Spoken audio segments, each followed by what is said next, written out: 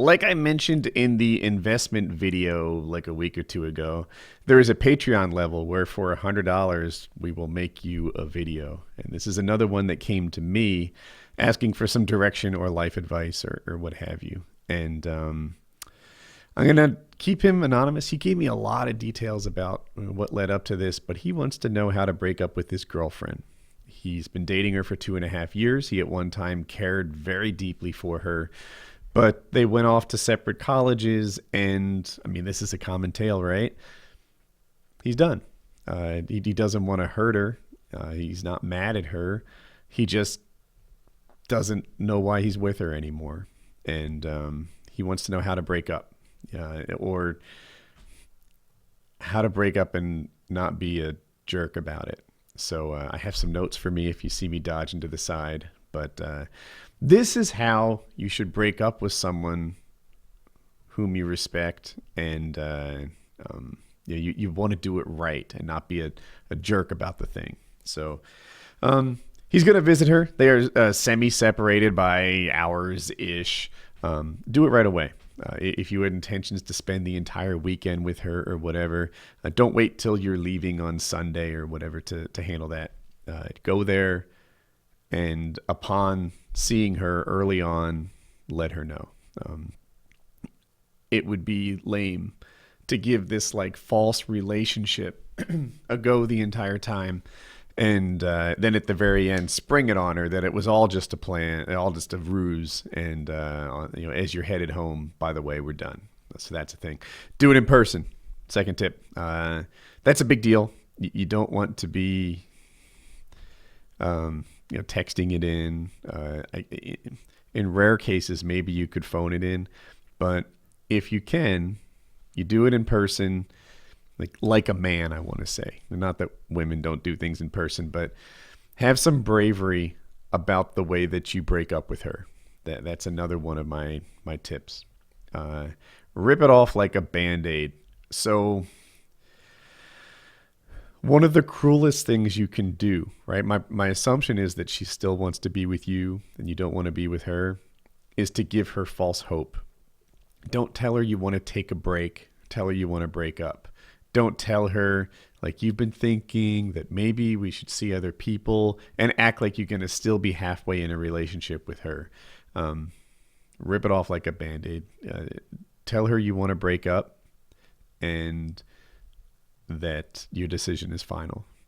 Giving her hope that she can win you back could set her for 6 or 9 months of pining over you, for wishing that you could get it going again.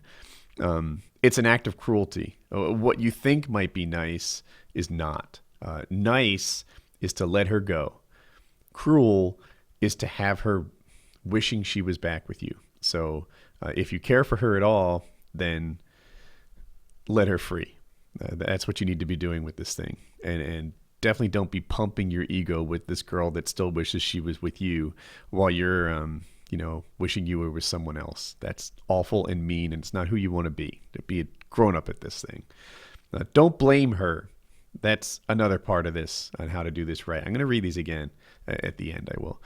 Don't blame her. Don't tell her that it's because she got fat, because she's not interesting, because there's something wrong with her. Just say, I don't feel the way I used to. I wish you the best of luck. I want to stop going out. I want to break up. Don't make her feel bad about herself. And that's a thing that people will do when they're getting dumped. Getting dumped is hard.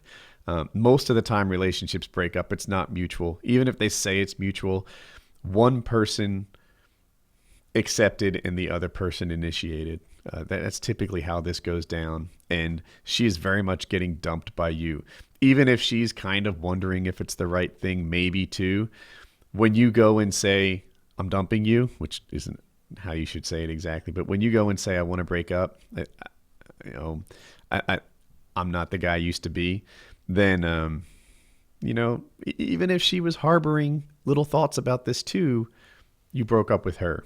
And don't blame her. Don't make her feel bad about herself any more than this will already. But don't change your mind. this ties in with the rip it off like a band-aid idea. It would just be awful for you to leave somebody in limbo. Like if you friend zone somebody, and this is something that girls do more than guys. If you friend zone somebody, I think that you might think you're being kind to them by not closing down their feelings for you more aggressively, but you're not. They are in the worst possible place. They're not looking for anybody else. They're looking at a door that will never open. And don't do that to her. Don't change your mind. Be firm. Be direct. Be brave when you break this thing up. If she starts to go negative, if she says bad things about you, if she starts to cry, which is a little different, just listen. Apologize. If she says you're awful in some way, you can apologize. Be nice, but don't give in. Don't take any bait that she might lay out there. If she tries to prompt you into saying something, even if she says something that you don't agree with or believe to be true, don't counter that argument and change the topic from we're breaking up to whether or not you called enough, or whether or not you tried hard enough, or whether or not you did this or you did that, or you have some inadequacy, right? If she doesn't like your major and says you weren't going to provide a good life anyway, listen, apologize. Don't defend your major. Just be nice and don't step backwards. Don't change the topic. Don't give in. Listen, apologize, be nice, and go on. So I'm gonna do a recap on this. Do it right away. Don't spend the whole weekend with her and then break up at the end.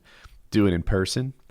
Do it privately. Rip it off like a Band-Aid. Don't be weak. Don't backtrack, etc. Don't blame them. Don't list their inadequacies. That has two problems. One, it makes them feel bad, like I mentioned. Two, it makes them feel as if they were to fix these things, then you'd be back with her. My problem is that you drone on too long when we talk. She'll be like, okay, phone conversations down to 15 minutes. Are we on again? Problem solved. No, don't do the blaming thing. Just, I've changed, and I want to break up. I want to move on. Do that, and be firm. Don't change your mind. And if she goes negative, listen, apologize if you have to, and be nice. It's going to hurt you too. I know that you really cared about this girl, but you're not the victim here. You're the person doing the hurting, and you need to rip that off like a Band-Aid. And if you can make it easier on her, then do that. Making it easier involves things like admitting that you've made some mistakes, taking the blame for, issues that she has that are going on. So, in my mind, this plays out like you're in the car near her house, and there's a nice private place to talk it over. If she starts to cry, a hand on the shoulder, maybe an I'm so sorry, but do not let her think that she has a chance with you, that she can do something to make this right again and you'll love her. Let her know that you're done for good, and that, short, direct, one direction, marching towards get a breakup. And then afterwards, you'll be free of it. You'll be out of the relationship, which is what you want. He also asked me something about a rebound girl. Is that a good idea?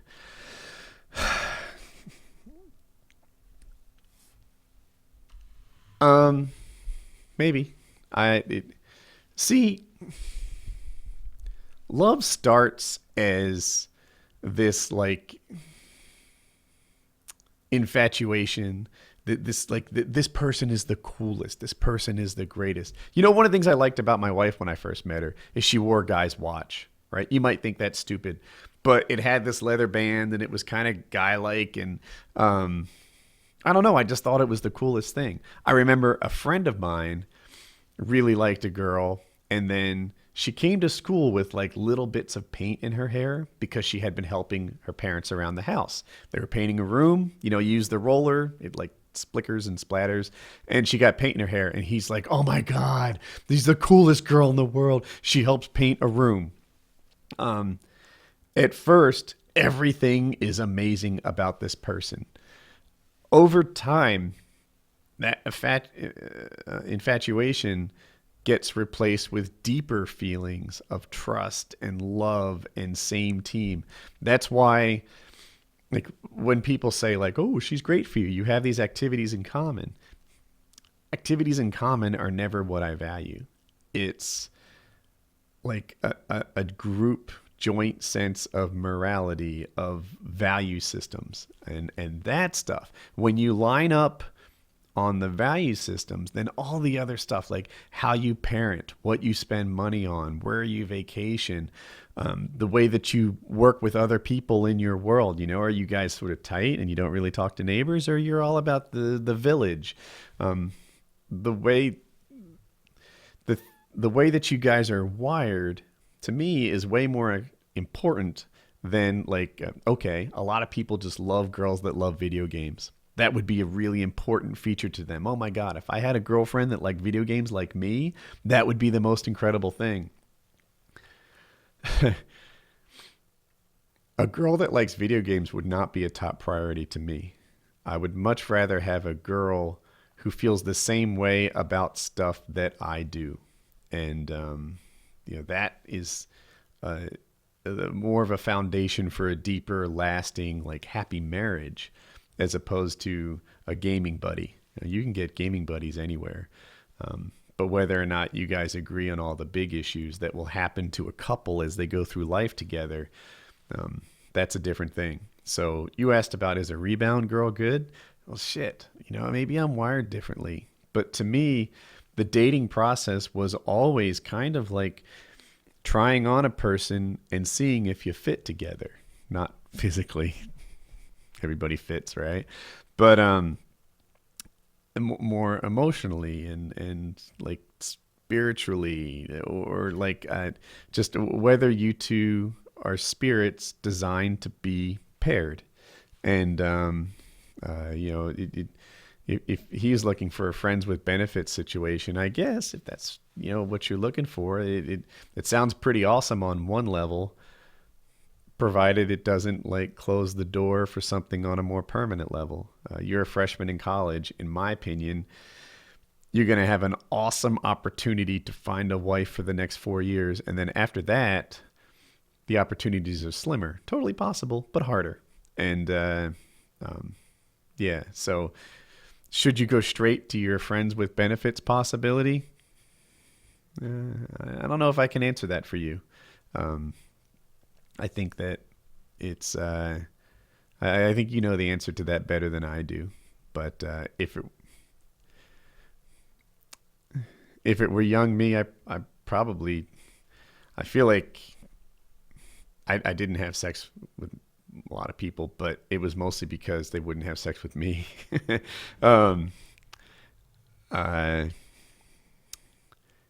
If you want to, I guess knock yourself out. But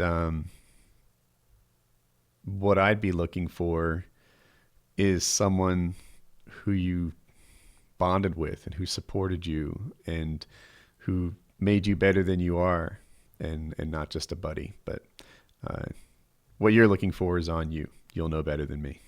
So anyway, that's my tips on the breakup. I hope that you find this useful.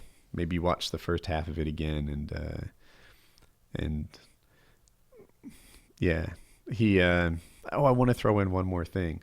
He's like, how do I do this and not break the campground rule?